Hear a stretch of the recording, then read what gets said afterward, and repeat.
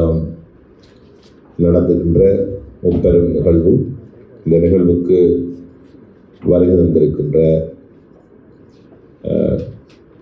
முக்கிய அதிதியாக இருக்கின்ற கௌரவ எங்களுடைய வேல்ஸ் பல்கலைக்கழகத்துடைய ஸ்தாபகர், பணிப்பாளர், வேந்தர், மதிப்புக்குரிய ஈஸ்வரி கணேசன் அவர்களே, மற்றும் என்னுடைய மலேசியா பல்கலைக்கழகத்தினுடைய இயக்குநராக இருக்கின்ற அரசு அவர்களே, மற்றும் எங்களுடைய வேல்ஸ் பல்கலைக்கழகத்தினுடைய துணை இயக்குநராக இருக்கின்ற செல்வி ரீதா ஈஸ்வரி கணேசன் அவர்களே, மற்றும் திருநங்கைகள் அமைப்பினுடைய பொறுப்பாக இருக்கின்ற ஓல்கா அம்மணி அவர்களே, மற்றும் பல்கலைக்கழகத்தின் துணைவேந்தர், பேராசிரியர்கள், அன்பு சகோதரர் சிவா வேல் மற்றும் ஊடக நண்பர்கள், தெரிவு செய்யப்பட்ட அன்பு மாணவர்கள், உங்கள் அனைவருக்கும் என்னுடைய அன்பின் பணிவு. உண்மையிலே நான் மிகவும் சந்தோஷம் அடைகின்றேன். காரணம், முதலாவது நிகழ்வாக இடம்பெற்ற வேல்ஸ் பல்கலைக்கழகத்திற்கும் மலேசிய பல்கலைக்கழகத்துக்கும் இடையிலான மாணவர்களுடைய கல்வியை சர்வதேச தரத்துக்கு கொண்டு செல்லுகின்ற வேல்ஸ் பல்கலைக்கழகத்தினுடைய அந்த சிந்தனை, அவருடைய அந்த சிந்தனை இன்று செயற்பாட்டு வடிவுக்கு வந்திருக்கிறது. அதுக்கு உருவம் வழங்கிய இந்த பல்கலைக்கழகத்தினுடைய வேந்தராகவும் பணிப்பாளராகவும் இருக்கின்ற எங்கள் அன்புக்குரிய ஈஸ்வரி கணேசன் அவர்களுக்கு நான் என்னுடைய ஆத்மார்த்தமான பாராட்டுக்களையும் வாழ்த்துக்களையும் தெரிவிப்பதோடு, அதுக்கு பக்கபலமாக இருக்கின்ற அவருடைய அன்பு மகள் பிரீத்தி கணேசன் அவர்களுக்கும் எனது நன்றி. நான் பக்கத்தில் இருக்கும் பொழுது நீண்ட நாட்களாக என்னுடைய சகோதரர்களாக இருக்கின்ற எங்கள் சிவா வேல்புரர் இருக்கின்றார். அவர்களுக்கு கூடாக ஈஸ்வரி கணேசன் அவர்களை தெரியும். உண்மையிலே அரசியலுக்கு அப்பால் ஒரு நல்ல உறவு எங்களுக்குள்ளே இருக்கிறது. அவருடைய செயற்பாடுகளை நான் நன்கு அறிவேன். அவர் பக்கத்தில் ஒரு விடயம் சொன்னேன். அவருடைய மகளை இன்று தான் நான் சந்திக்கின்றேன். உண்மையிலே அவருடைய செயற்பாடுகள் ஒரு குறிப்பிட்ட நேரத்துக்கு நான் அவதானித்த விடயம். இரண்டாவது, அவருடைய பேச்சு. இதை வைத்து நான் பார்த்து கொண்ட விடயம் என்னன்னு சொன்னால், ஒருவர் தன்னுடைய வாழ்நாளிலே அல்லது தன்னுடைய வாழ்க்கையிலே ஒரு உச்சத்துக்கு வர வேண்டுமானால் அவரிடம் தன்னை போல் மற்றவர்களை நேசிக்கின்ற அல்லது தன்னை போல மற்றவர்களை சமமாக பார்க்கின்ற அந்த மனப்பாங்கும் அதோடு பணிவும் இருந்தால் அவர்கள் பெரிய இடத்துக்கு வந்து விடுவார்.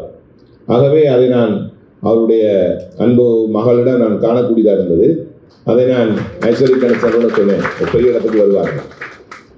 அடுத்ததாக, உண்மையிலே ஈஸ்வரி கணேசனை பொறுத்தளவிற்கு அவர் கல்வித்துறையிலே பாரிய சேவையை இந்த மண்ணுக்கு வழங்கி கொண்டிருக்கிறார்.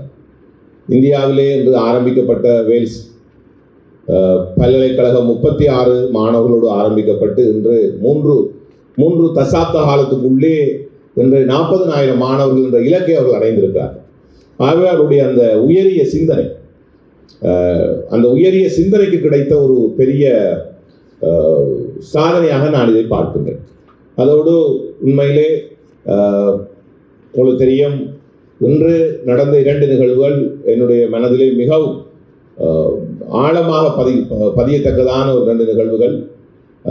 ஒன்று, இலங்கையிலிருந்து யுத்த காலத்தில் இடம்பெயர்ந்து வந்ததான எங்களுடைய உறவுகள், எங்கள் மண்ணின் உறவுகளுக்கு இன்று வழங்கப்பட்டிருக்கிறதான இலவச கல்வி புலமை பரிசில் திட்டம். இந்த திட்டம் உண்மையிலே வரவேற்கக்கூடியது. பலருக்கு இது ஒரு முன்மாதிரியான ஒரு திட்டமாக நான் பார்க்கின்றேன்.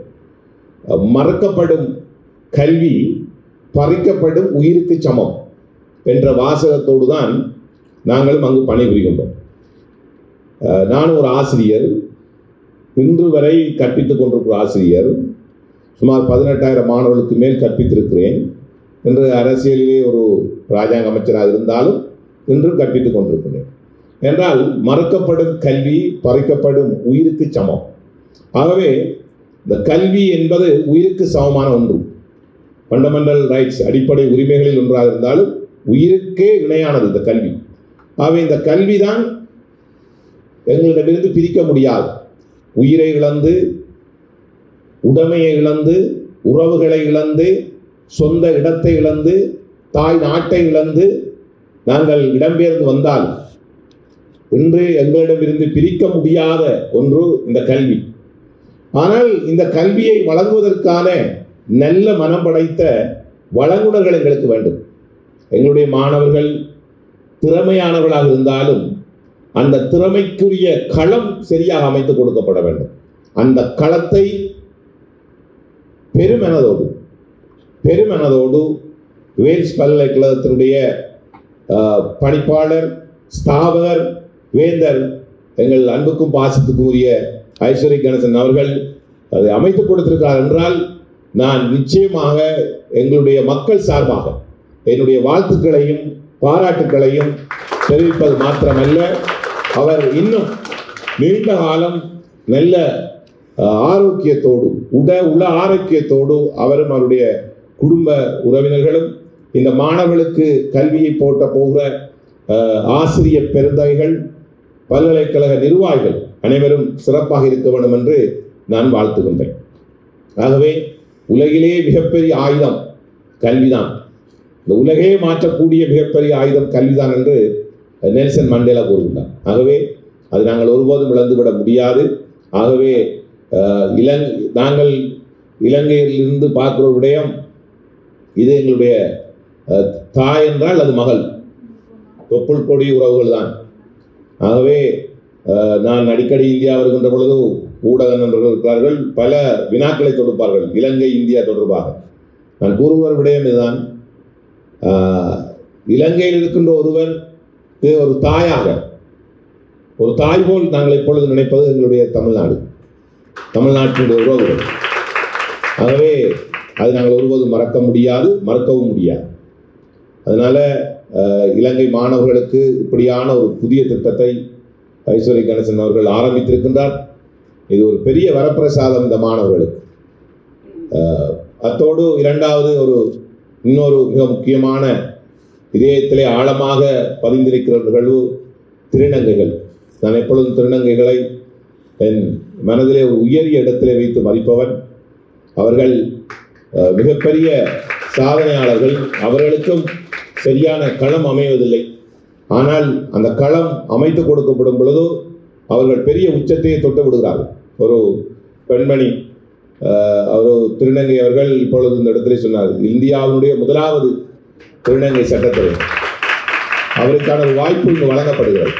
ஆகவே அவர்கள் எல்லாம் இன்னும் சாதிக்க வேண்டும். அந்த திருநங்கைகளுடைய அந்த அமைப்புக்கு பொறுப்பாக இருக்கின்ற உல்கா அவர்கள் உண்மையிலே அவரை பாராட்ட வேண்டும். அவருடைய சமூக நோக்கு உங்களை போன்றவர்கள் நிறைய உருவாக வேண்டும். ஏனென்றால் இந்த பிரச்சனை எல்லாடவும் இருக்கு, இந்த தேவை எல்லாடவும் இருக்கிறது. ஆனால் உங்களை போன்றவர்கள் உருவாகும் பொழுதுதான் உங்களுடைய வழிகாட்டலிலே பல சாதனையாளர்கள் உருவாக முடியும். உங்களுக்கு எனது நன்றிகள். ஆகவே நீங்களும் நிறைய சாதிக்க வேண்டும். முடியாது என்று எதுவுமே இல்லை. முடியாது என்றால் மூச்சு காற்றும் அடங்கிவிடும். முடியும் என்றால் எரிமலையும் வழி திறக்கும். விழுந்து விட்டால் சிலந்தியும் சிறைப்பிடிக்கும் என்பார். ஆகவே தன்னம்பிக்கையோடு, முதலாவது கடவுள் நம்பிக்கை, இரண்டாவது தன்னம்பிக்கை, மூன்றாவது விடாமுயற்சி, இதோடு நீங்கள் பயணித்தால் பெரிய இலக்கை அடைய முடியும். ஆகவே என் மண்ணின் உறவுகளுக்கும் திருநங்கை உறவுகளுக்கும் எனது வாழ்த்துக்களையும் பாராட்டுக்களையும் கூறுவதோடு மீண்டும் எங்களுடைய வேல்ஸ் பல்கலைக்கழகம் இன்னும் பல பரிணாமங்களை தொட வேண்டும். 26 வயதிலே ஐஸ்வரி கணேசன் அவர்கள் ஆரம்பித்த ஒரு சின்ன புள்ளி இன்றைக்கு அது ஒரு சின்ன விதை, ஒரு பெரிய ஆலமரமாக அது விரிந்து நிற்கின்றது. அந்த ஆலமரத்திலே இன்று அந்த நிழலிலே பல நன்மை பெறுகிறார்கள். பல்லாயிரக்கணக்கான மாணவர்கள் நன்மை பெறுகிறார்கள். சிலரிடம் பணம் இருக்கும், நல்ல மனம் இருக்காது. சிலரிடம் பணம் இருக்கும், மற்றவர்களுக்கு உதவி செய்ய வேண்டும் என்ற நல்ல மனம் இருக்காது. சிலரிடம் மற்றவர்களுக்கு உதவி செய்ய வேண்டும் என்ற மனம் இருக்கும், பணம் இருக்காது. ஆனால் இரண்டும் அமைந்த ஒருவர் அவரோட நல்ல மனம் இருக்கிறது, பணத்துக்கு அப்பால் நல்ல மனம் இருக்கிறது. அந்த நல்ல மனம் தான் அவரை இந்த உச்சத்தை கொண்டு வந்திருக்கிறது. கல்வியில் மாத்திரமல்ல, கல்வி, விளையாட்டு, சினிமா, சகல துறைகளிலுமே அவர் என்று ஒரு ஒரு முக்கியமான ஒருவராக இருக்கின்றார். எம்ஜிஆர் இலங்கை மண்ணிலே பிறந்தவர், இந்த நாட்டிலே சீஃப் மினிஸ்டர் சிஎம் இருந்தவர். இன்றும் தமிழ்நாட்டு மக்களால், ஏன் உலகில் உள்ள தமிழ் பேசுகின்ற மக்களால் மிகவும் மனதிலே வைத்து பூஜிக்கப்படுகின்ற ஒருவர்.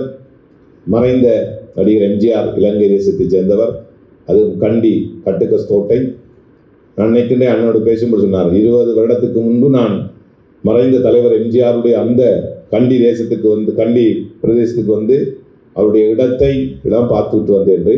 ஆகவே அவரும் எப்போதும் எங்களோடு பேசும் பொழுதெல்லாம் இலங்கை மக்களுக்கு ஏதாவது செய்ய வேண்டும், இலங்கை தமிழ் மக்களுக்கு தன்னால் முடிந்த ஏதோ நல்லதை செய்வோம்னு சொல்வார். ஆனால் நான் நினைக்கவில்லை அந்த சேவை கல்வி சார்ந்து இந்த அளவு பெரிய சேவையாக அமையும் என்று நினைக்கவில்லை.